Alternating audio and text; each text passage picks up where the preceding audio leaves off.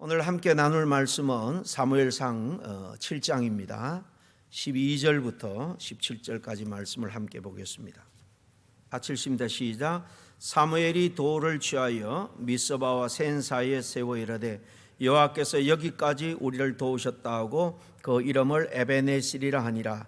이에 블레셋 사람들이 굴복하여 다시는 이스라엘 지역 안에 들어오지 못하였으며 여호와의 손이 사무엘이 사는 날 동안에 블레셋 사람을 막으시며 블레셋 사람들이 이스라엘에게서 빼앗았던 성읍이 에그론부터 가드까지 이스라엘에게 회복되니 이스라엘이 그 사방 지역을 블레셋 사람들의 손에서 도로 찾았고 또 이스라엘과 아모리 사람 사이에 평화가 있었더라.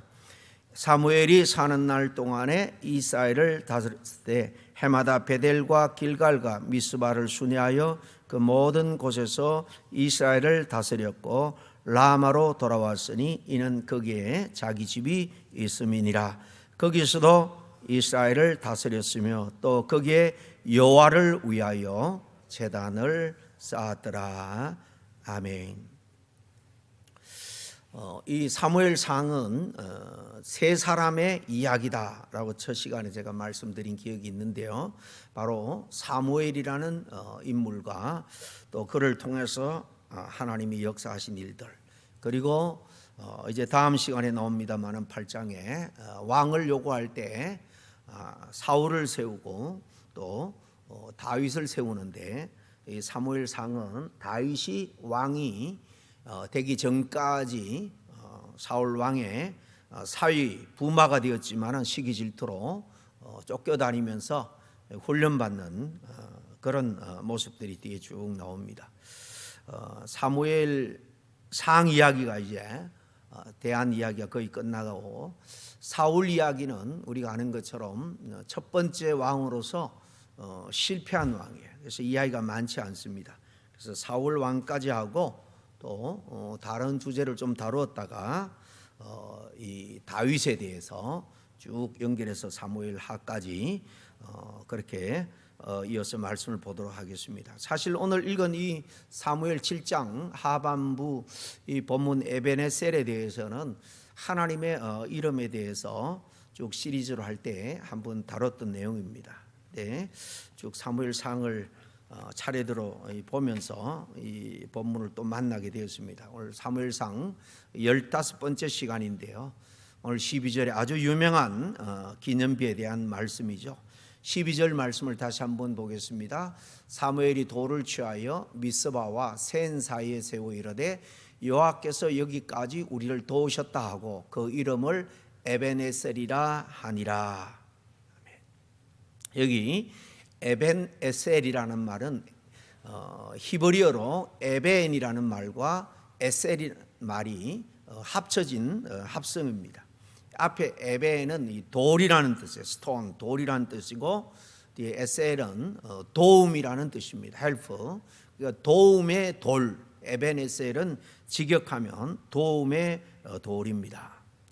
왜 사무엘이 이렇게 돌을 세우고 그 이름을 에벤에셀이라 했냐 하면, 하나님께서 앞에 나오는 미스바 이 블레셋을 물리친 사건, 그 이어 나오는 오늘 본문이죠. 바로 그 사건을 통해서 하나님이 우리를 도우셨다, 여기까지 도우셨다라는 사실을 기억하기 위해서요. 그러니까 이 기념비는 대대로 보고 기억하라, 은혜를 잊지 말라는 거죠. 에베네셀이라는 이름은 하나님의 도우심을 기념하고 기리는 사인을 의미하는 것입니다. 여러분, 이 말은 그냥 듣기 좋은 그런 종교 용어가 아닙니다. 이것은 사실 눈물 속에서 사실 이스라엘 백성들이 함께 고백하게 된 그런 고백이요, 간증입니다. 수많은 실패를 지나오면서 깨닫게 된 간증이죠.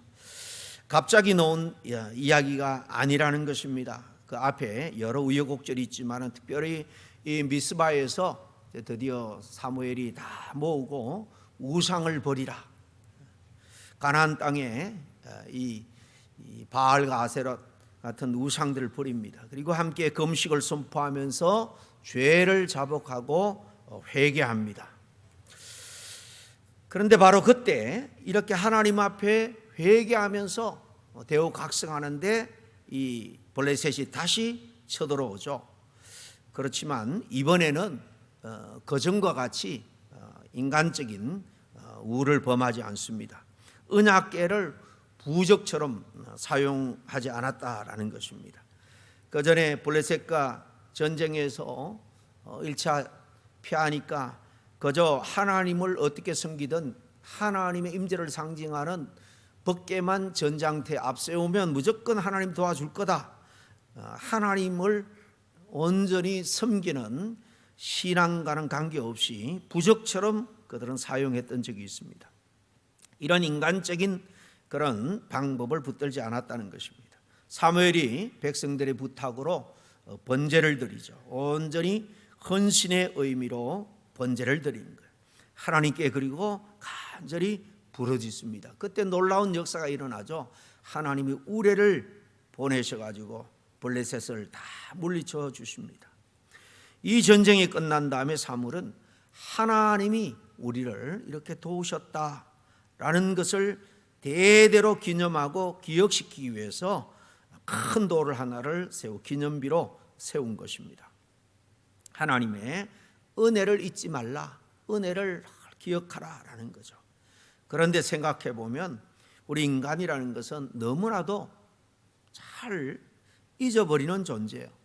정신의학적으로 과거의 불행한 일들 그런까지 다 기억하면 물론 굉장히 지금 삶이 불행해질 수 있습니다. 그런데 잊지 말아야 될 것까지 잊어버리는 경우, 그런 경우도 얼마나 많은지 모릅니다. 우리가 힘들고 아플 때 간절히 신앙생활 하면서 기도할 때 하나님이 살 길을 열어 주신 적도 있습니다. 그런데 지나보면은 몇 해 지나지 않아서 그런 하나님의 은혜를 금방 잊어버렸다는 것을 나중에 깨닫게 될 때가 참 많이 있습니다. 그래서 신앙은 뭐냐? 신앙은 기억의 싸움이다 라는 말을 하는 그런 신학자도 있습니다. 신앙은 기억의 싸움이다. 무슨 말입니까? 신앙생활의 핵심은 단순히 우리가 지금 계속해서 신앙의 지식을 계속 쌓아가는 데 있는 것이 아니라 우리가 만난 하나님, 하나님이 내게 베풀어 준 은혜를 무엇을 내게 베풀어 주셨고 은혜를 베풀어 주셨는지를 잊지 않고 붙드는 데 있다라는 것입니다. 은혜를 은혜로 늘 알고 살아갈 때에 거기에 하나님은 또 감사할 일, 은혜를 더해 주시는 거예요. 성경을 보면 인간의 가장 큰 문제 중에 하나는 무지기도 합니다만은 무지가 다가 아니에요. 망각이 또한 인간의 큰 문제입니다. 신앙생활에 더더욱. 그래서 하나님은 끊임없이 반복해서 성경에 말씀하고 있는 게 뭔가 하면 잊지 마라, 기억하라, 생각해보라, 생각해봐라. 내가 너희들 어떻게 심지어 이스라엘 백성들을 하나님이 안아서 여기까지 인도한 것이 아니냐, 그렇게 비유적으로 말씀하면서 하나님이 이스라엘을 인도하거나 돕지 않았다면 결코 이 당시에 이스라엘은 이스라엘로 존재할 수가 없었던 것입니다. 그래서 오늘 이 말씀을 통해서 에베네셀의 신앙이 무엇인지 상고하고 다시 한번 에베네셀의 신앙을 우리가 꼭 마음에 품었으면 좋겠습니다. 첫째로 이 에베네셀의 신앙이라는 것은 하나님이 하셨다라는 사실을 늘 인정하는 거예요. 하나님이 여기까지 도우셨다, 여기까지 인도하셨다, 내 인생 모두 하나님이 사실 다 하신 것이다라는 것을 진솔하게 인정하는 신앙이 에베네셀의 신앙입니다. 사무엘이 하나님이 우리를 통해서 대적을 무찌르게 다음에 돌을 세우고 말하죠. 하나님께서 여기까지, 지금까지 쭉 우여곡절도 많이 있었는데 여기까지 우리를 도우셨다. 여러분 잘 보세요. 우리가 잘 싸웠다, 우리의 전략이 통했다, 운이 좋았다, 그렇게 말하지 않습니다. 하나님께서 도우심으로 대적을 물리쳤다. 이것이 에베네셀 신앙입니다. 우리가 살아가면서 좋은 일이 생기고 어떤 일이 성취가 되고 성공하면 자꾸 우리는 우리의 공로를 내세우고 싶어 합니다. 내가 전략이 좋아서 내가 지식과 경험을 동원해서 내 능력으로 이루었다는 거죠. 내가 열심히 해서 이루었다라고 말하고 싶은 것이죠. 그런데 믿음의 사람은 항상 내가 이룬 모든 것, 내가 한 것 같지만은 하나님께서 도와주지 않으면 불가능했다라고 생각하는 사람입니다. 내 힘으로 여기까지 온 것이 아니지 이렇게 고백하는 사람이 바로 하나님이 그 안에 계시는 참 신자다라는 것입니다. 여러분 생각해 보세요. 우리가 여기까지 오면서 얼마나 많은 위기 순간들을 사실 지나왔습니까? 어떤 분들은 병원 응급실에서 떨었던 날도 있었을 겁니다. 경제적으로 앞이 안 보여서 정말 한동안 깜깜했던 그런 적도 있었을 겁니다. 내가 하고자 하는 일이 정말로 내 가정을 세우고 내 인생을 온전히 세워나갈까, 그러면서 오랫동안 준비하며 공부했던 그런 정말 앞이 잘 보이지 않았지만 인내로 지나왔던 그런 시간들 속에서 사실 때로는 흔들릴 때도 많았을 줄로 압니다. 여기까지 오는데 우여곡절도 많았지만, 그런데 생각해 보면 우리가 지금 하나님 앞에 편안한 모습으로 예배를 드리고 있는 거예요. 여기까지 하나님께서 우리를 도우셨기에 다 사실 가능한 일입니다. 이 은혜의식, 하나님에 대한 감사가 사실 우리의 신앙생활이에요. 여러분, 이스라엘은 사실 이미 망했어야 됐습니다. 저기 4장에 우리가 본 것처럼 그들은 블레셋에 패배했죠. 하나님은 언약궤를 가져왔는데 뺏겨버리고 말았습니다. 제사장의 가문은 완전히 몰락했죠. 그래서 이가봇, 하나님의 영광이 떠났다, 그렇게 선포했습니다. 그러므로 이스라엘은 사실 완전히 끝난 민족 같았습니다. 그런데 하나님이 그들을 다시 회복시켜 주죠. 왜냐? 하나님의 신실하심, 그들과 맺은 언약 때문이에요. 언약을 지키는 것, 이거는 하나님이 우리를 향한 은혜를 베풀어 주시는 것입니다. 하나님이 우리와 맺은 언약, 우리가 지키지 않는데 하나님이 지켜줄 이유도 없어요. 그러나 계속해서 우상을 섬기고 하나님을 떠나고 하나님 말씀을 거역해도 신실하신 하나님은 그들에게 언약을 따라서 은혜를 베풀어 주셨습니다. 우린 자꾸 자기가 대단한 것처럼 착각하기 쉽지만은요, 인생은 생각해 보면 훨씬 참 보잘것없는, 너무나도 연약한 인생이라는 것을 고백하지 않을 수 없습니다. 모든 게 잘 되는 것 같다가도요, 한순간 건강이 무너질 수 있습니다. 경제적으로 한순간 그냥 곤두박질 칠 수가 있습니다. 그러나 하나님의 손이 붙들면 일어설 수 있는 거예요. 그래서 에베네셀 신앙은요, 나는 보잘것없지만 연약하지만 하나님은 참으로 신실한 분이다 라는 고백이에요. 여러분, 오늘 우리의 인생에 정말 에베네셀의 신앙이 우리 안에 자리 잡고 있는지 모르겠습니다. 하나님이 도우지 않았다면 참 내 인생 여기까지 올 수 없었는데, 아니 끝났을 텐데, 그렇게 생각할 만큼 어려운 그런 순간도 있었을 줄로 압니다. 그러나 지금 보면 특별하게 하나님이 도우신 그런 역사도 있지만 알게 모르게 하나님이 우리를 여기까지 인도해 주셨습니다. 이것을 기억하고 믿는 믿음, 이게 바로 에베네셀의 신앙이에요.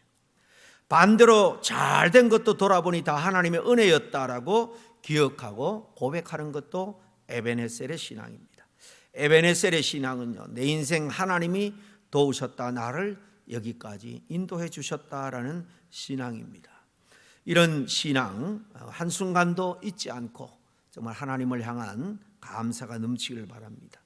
둘째로, 그러므로 이 에베네셀의 신앙은요, 과거의 은혜를 기억하면서 현재를 사는 신앙이다라고 정의할 수 있습니다.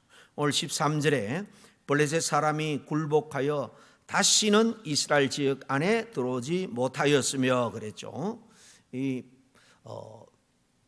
사무엘이 있는 한 사울 때 또 블레셋과 전쟁이 일어납니다만은 사무엘이 인도하는 그 당시 계속해서 하나님이 이제 더 이상 블레셋이 이스라엘을 침범하지 못하겠습니다. 미스바에서 하나님이 대적을 물리침으로 해서 지금 계속해서 하나님이 우리에게 평안을 주고 있다라는 고백입니다. 그런데 왜 사무엘은 굳이 돌을 세웠을까? 은혜는요, 우리가 의식해서 기억하지 않으면 금방 사라지고 말기 때문입니다. 이 이스라엘은 원래 잘 잊어버리는 민족이죠.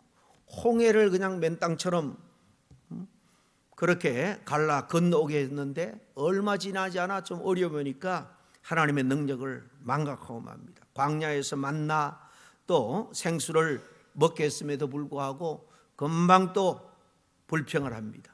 하나님이 그들을 구원하셨고 인도하시는데도 우상을 계속해서 섬깁니다. 우리 이스라엘 백성들과 다를 바가 없죠. 마찬가지입니다. 기도한 바가 이루어지면 주님을 위해서 내가 헌신하겠습니다. 그러다가도 조금 지나면요, 다시 세상의 기쁨을 쫓느라 신앙이 뒷전인 경우가 많이 있습니다. 그러므로 하나님은요, 자꾸 우리가 기억을 해야 합니다. 하나님께서 베풀어 주신 은혜를 망각하지 말고 기억하는 것이 바로 신앙생활이에요. 그래서 성경에 보면 수많은 기념물들이 나오죠. 요단강을 건넌 다음에 12돌을 세우게 합니다. 이걸 보고 하나님이 어떻게 이 요단강을 건너게 하시고 가나안 땅을 주시냐 기억하라는 겁니다. 그전에도 보면 무지개 언약도 하나의 기념물입니다. 6월절 1년에 한 번 일주일 지키라. 어린 양을 잡을 때마다 애굽에 종살이 할 때에 내가 너희들을 어떻게 구원해 냈는지 기억하라는 겁니다. 예수님이 정해주신 성만찬식도 일종의 기념하라 그랬잖아요. 기념. 그것을 통해서 주님이 우리를 위해서 고난받으신 그 찢기신 몸과 보혈을 기념하고 기억하는 겁니다. 신약의 절기들도 마찬가지입니다. 성탄절, 부활절, 추수감사절 다 하나님의 은혜를 기억하도록 하는 종교적인 장치인 거예요. 그냥 아무런 의미 없이 형식적으로 지키면 우리 신앙에 도움이 되지 않지만은 그 절기 때마다 그 절기가 의미하는 바가 뭔지를 다시 한번 생각하고 하나님 앞에 감사하는 것, 은혜를 기억하는 것. 그러므로 우리 신앙생활을 유지할 수 있는 것입니다. 하나님의 사람은요, 하나님이 하신 일을 기억해야 온전한 신앙생활을 할 수가 있습니다. 신앙이 무너지는 이유, 하나님을 잊어버린 거예요. 하나님이 우리를 향해서 베풀어 주신 은혜를 잊어버리기 때문인 것입니다. 하나님이 과거에 베풀어 주신 은혜를 기억하면 우리가 교만해질 수가 없습니다. 하나님 앞에 겸손하게 감사하며 살아가게 됩니다. 그런 점에서 이 에베네셀은 단순한 하나의 큰 돌이 아니에요. 은혜를 망각하는 것을 막는 그런 장치요, 그런 돌입니다. 우리 가정에도 에베네셀을 세울 수 있기를 바랍니다. 우리 가정 여기까지 하나님께서 사실 인도하셨단다. 자녀들에게 자꾸 들려주시길 바랍니다. 우리가 잘나서 사는 게 아니라 하나님의 은혜로 사는 것이다 라고 들려줄 때 그 신앙이 우리 다음 세대를 이어가게 하고 살릴 줄로 압니다. 마지막 에베네셀 신앙은 끝까지 하나님과 동행하는 신앙이다 라고 정의할 수 있습니다. 오늘 말씀 15절 이하에 보면 사무엘이 여러 지역 베델, 길갈, 미스바를 돌면서 순회하면서 하나님을 가르치고 신앙생활을 잘할 수 있도록 다독거리는 장면이 나옵니다. 그리고 자기가 살던 이 라마에서 제단을 쌓는 이야기도 나오죠. 에베네셀은 그저 돌을 세우고 기념행사 한 번 하고 끝난 이벤트가 아니라는 거예요. 한순간 고백으로 끝난 것이 아니라 이 사무엘은 하나님께서 여기까지 도우셨다는 사실을 순회하면서 계속 그 은혜를, 도우신 은혜를 기억하도록 계속해서 힘쓰고 애쓴 걸 볼 수 있습니다. 신앙생활은요, 은혜를 끝까지 붙드는 겁니다. 어떤 사람은 위기 때만 하나님 찾습니다. 시험이 끝나면 또 끝입니다. 기도할 때는 언제고 병 나면 끝이라는 거예요. 문제가 해결되면 언제 내가 하나님께 기도했냐 할 정도로 그냥 기도를 중단하고 맙니다. 그러나 진짜 신앙은 은혜 이후에도 하나님과 동행하는 것인 줄로 믿습니다. 계속해서 신앙생활 할 때 어려움이 올 수도 있어요. 시험이 올 수도 있습니다. 그러나 도우시는 하나님의 은혜와 능력을 믿고 계속해서 의지하며 나아가는 것입니다. 그럴 때 그 시험, 시련들을 통해서 더욱더 우리의 믿음을 단단하게 세워주실 줄로 믿습니다. 여러분, 우리 자신들의 인생을 한번 돌아보기를 바랍니다. 우리가 어떻게 여기까지 왔습니까? 내 힘입니까? 내 능력입니까? 부모를 잘 만나서였습니까? 다 아닐 줄로 압니다. 하나님이 도우셨습니다. 고비 때마다 하나님이 도왔고 인도해 주셨습니다. 오늘 다시 우리 함께 고백할 수 있기를 바랍니다. 에베네셀, 여기까지 하나님이 도우셨습니다. 그리고 앞으로도 우리 가정, 자녀, 또 우리 개인의 건강과 맡은 직분, 사역을 우리의 또 믿음을 끝까지 붙드실 하나님을 신뢰하며 살아갈 수 있기를 간절히 축원합니다. 함께 기도하겠습니다. 에베네셀의 하나님, 지나온 삶을 돌아보니 정말 걸음걸음마다 주님께서 함께 하셨고 도우셨습니다. 여기까지 인도하셨음을 인하여 감사를 드립니다. 넘어질 때 붙들어 주시고 길이 막힐 때 그 길을 열어주신 은혜가 큽니다. 주님, 이제 우리가 교만하여서 정말 하나님께서 베풀어 주신 은혜를 잊지 않게 해 주시옵소서. 살아온 모든 순간이 하나님의 손길이었음을 기억하게 하시고 순간순간 감사와 찬양이 넘치는 믿음을 우리에게 허락해 주시옵소서. 과거에도 도우셨던 하나님께서 앞으로도 우리 모든 삶을 붙드시고 인도해 주실 줄로 믿고 에베네셀의 하나님을 찬양하며 우리 주 예수 그리스도의 이름으로 기도하옵나이다. 아멘.